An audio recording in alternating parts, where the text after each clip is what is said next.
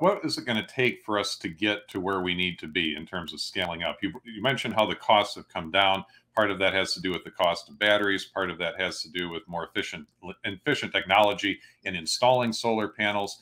But do we need to be at a place where virtually every building, at least in the industrialized world, is powered by solar energy, whether that's residential buildings, commercial buildings, and so forth? Do you envision it essentially across the board everywhere where that's going to be our primary source of indoor electricity is through solar power? Yeah, I think we'll see that, and it's just going to be the economics that drive it. Like here in Australia now, 1 in every 4 private homes does have solar systems on it. So we have over 3 million homes with solar, powered by solar, within Australia, and we only have about 8 million homes in total. So it's a very large fraction of the housing stock in Australia that supplying electricity, as well as big fields of solar in some of the more remote areas of the country. And there's plenty of land there, so plenty of potential for far more.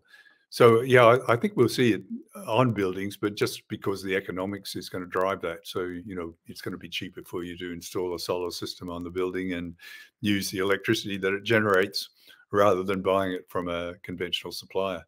So definitely, I think we're going to see solar everywhere. And, the expectation is that it will supply the majority of electricity, in most countries, that have a decent amount of sun. I guess if you go up to the north of Finland or something like that, you're not going to get sufficient solar to warrant, but you'd be reliant on wind or another form of energy in some locations. But anywhere where there's a decent amount of sunlight, I think the majority of electricity will come from solar. And here in Australia, some expect by 2030 that the majority of our electricity generation will be from solar.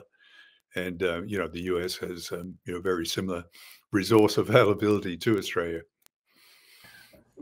What is the economics behind it? Because you've scaled up in Australia certainly a lot faster than we have here in the States. If you're saying 1 out of 4 households have solar, that would probably have to include middle income and lower income households. So it's not just something that is available for wealthy people. So what did you do to bring the costs down? And is this something that the 1 household out of 4 that has solar, how do they compare economically to the households that are still using conventional coal-fired power plants for their electricity?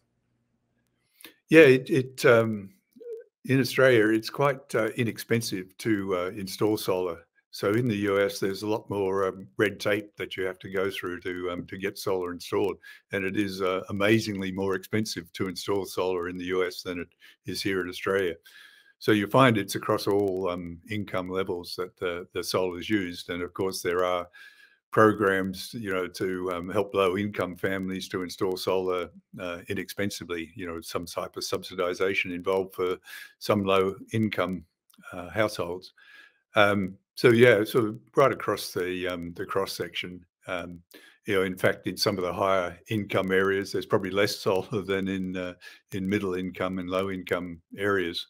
A lot of it in the country areas of Australia as well, where some early adopter will install solar and convince his neighbours of the benefits, and then the whole town will eventually switch to solar.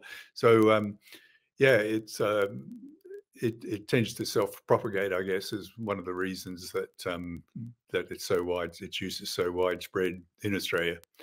Initially there were schemes to subsidize the installation of solar, but now they're no longer needed because the solar has become so cheap to install.